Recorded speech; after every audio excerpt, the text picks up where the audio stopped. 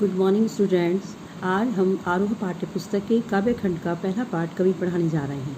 सबसे पहले मैं आपको कबीर दास जी के बारे में बताऊंगी। भक्ति काल की निर्गुण धारा की ज्ञानाश्रयी शाखा के प्रतिनिधि कबीर का जन्म सन 1398 में हुआ था।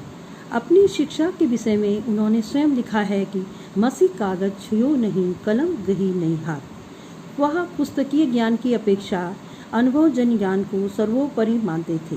उनका अपनी भाषा पर पूर्ण अधिकार था और उन्होंने उसे जैसा चाहा वैसे प्रयोग किया। प्रस्तुत पाठ में कबीर ने अपने पहले पद में ईश्वर के अद्वैत रूप को सिद्ध करने का प्रयास किया है। वे आत्मा में परमात्मा का निवास मानते हैं। प्रस्तुत काव्यांश जयदेव सिंह तथा वासुदेव सिंह द्वारा संकलित संपादित कबीर वाङ्मय खंड 2 सबद से लिए गए हैं, जिसके रचयिता कबीर दास जी हैं। पहले पद में कबीर ने हम स्वयं को कहा है। एक एक यहाँ पर हम तो एक एक करी जाना, यहाँ पे एक एक शब्द जो है 2 बार प्रयुक्त हुआ है। पहले एक का अर्थ है संख्या तथा दूसरे का अर्थ है परमात्मा। वे कहते हैं कि जगत और ब्रह्म दोनों एक ही हैं। जो लोग 2 होने की बात करते हैं, परमात्मा को नहीं पहचान पाए हैं, तो ऐसे लोग नरक के अधिकारी हैं। 2 कहे नहीं 2 जग, जिन नाहिन पहचाना। 2 जग का अर्थ है नरक।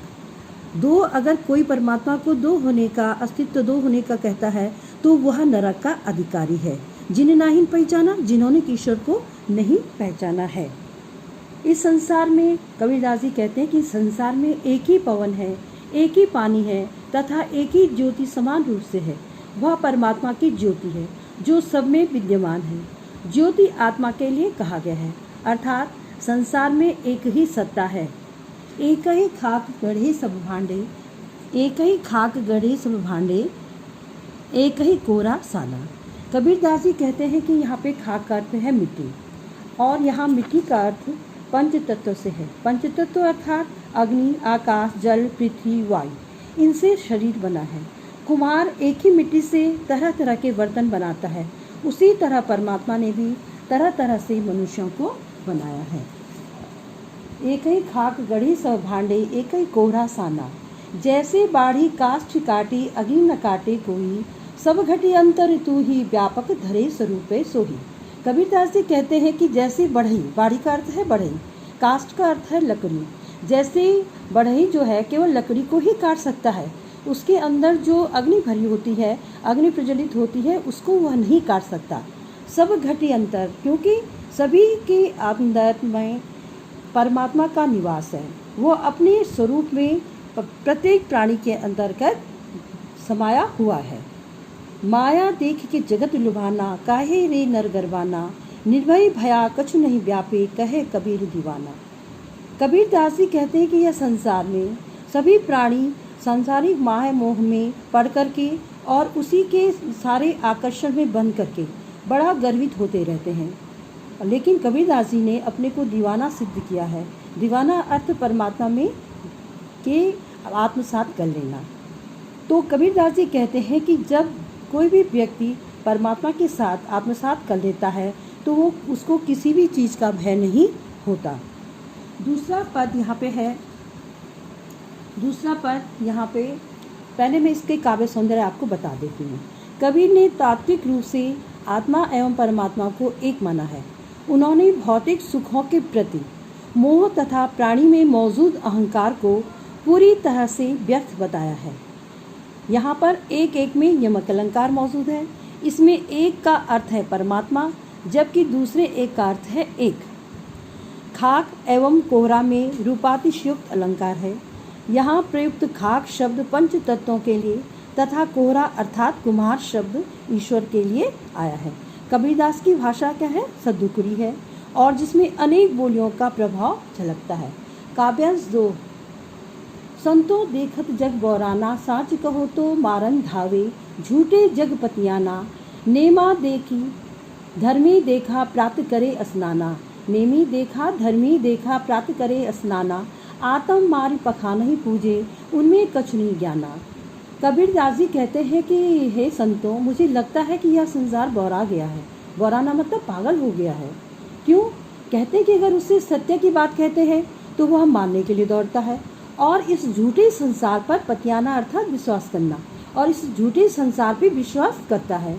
मैंने अनेक नेमी देखा, धर्मी देखा, अनेक नियम धर्म के पालन करने वाले लोगों को देखा है, जो क्या करते हैं, प्रातःकाल स्नान करते हैं और अपनी आत्मा को मारकर पत्थर की पूजा करते हैं, जबकि वास्तव में उनके पास कुछ भी ज्ञान नहीं होता।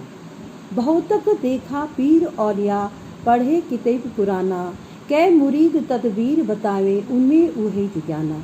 कबीरदास जी आगे कहते हैं कि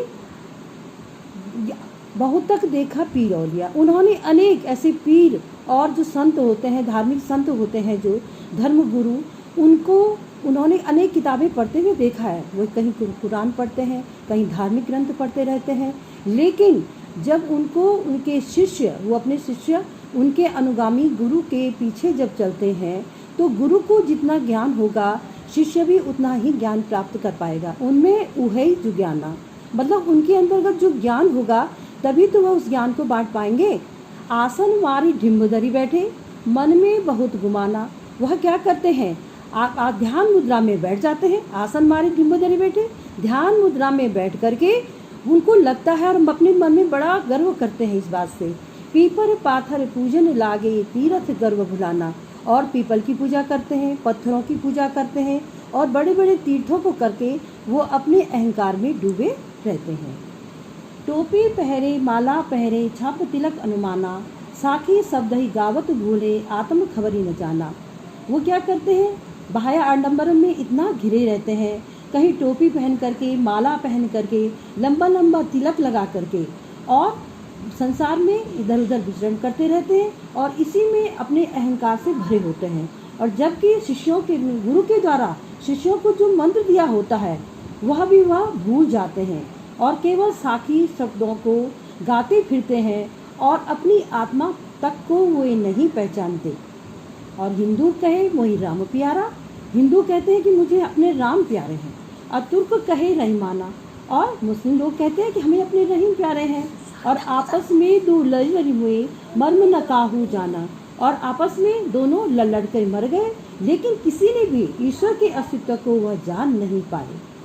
घर घर मंत्र देत विरत हैं, महिमा के अभिमाना, और वह घर घर, मतलब यही वही जो शिष्य और गुरु होते हैं वह क्या है, घर घर जाके अपने मंत्रों का प्रचार करते रहते हैं और इसी महिमा में, इसी अहंकार में डूबे रहते हैं। और इसी में क्या होता है, पूरा समय व्यतीत हो जाता है। गुरु के सहित सिक्ख सब बूढ़े, अंत काल पछताना। इसमें क्या होता है, गुरु के साथ ही साथ शिष्य भी सभी जो है संसार रूपी जल में निमग्न हो जाते हैं, डूब जाते हैं, और अंत समय जब आता है तो उन्हें पछताना पड़ता है। कहे कबीर सुनो हो संतो, ई सब मर्म भुलाना, केतिक कहो कहा नहीं माने, सहजे सहज समाना। कबीरदास जी कहते हैं कि संतो सुनो, यही सब मर्म में नहीं पड़ना चाहिए। सबसे पहले जो ये सब पाखंडी होते हैं वो माया के भ्रम में सत्य को भूल गए हैं, लेकिन इन्हें समझाने का भी कोई लाभ नहीं होता है, क्योंकि सत्य तो यही है कि परमात्मा या ईश्वर तो सहज साधना से ही मिल सकता है, सहज स्वाभाविक प्रेम में ही उसमें लीन हुआ जा सकता है, तभी उसका साक्षात्कार करना संभव है। अब मैं इस पद का आपको काव्य सौंदर्य बताने जा रही हूँ। यहाँ पे साखी शब्द ही, केतिक कहो कहा इत्यादि में अनुप्रास अलंकार है। अनुप्रास अलंकार कहाँ पे होता है, जहाँ पे एक ही वर्ण की आवृत्ति बार बार होती है। लरी लरी व घर घर में पुनरुक्ति प्रकाश अलंकार है। लरी लरी दो शब्द दो बार आया है और घर घर भी, तो इसमें क्या हो जाएगा, पुनरुक्ति प्रकाश अलंकार। जब एक ही उक्ति बार बार कही जाती है तो वहाँ पे पुनरुक्ति प्रकाश अलंकार होता है। कबीरदास जी के पद क्या है, गेयता से परिपूर्ण है और इसमें एक संगीतात्मकता है।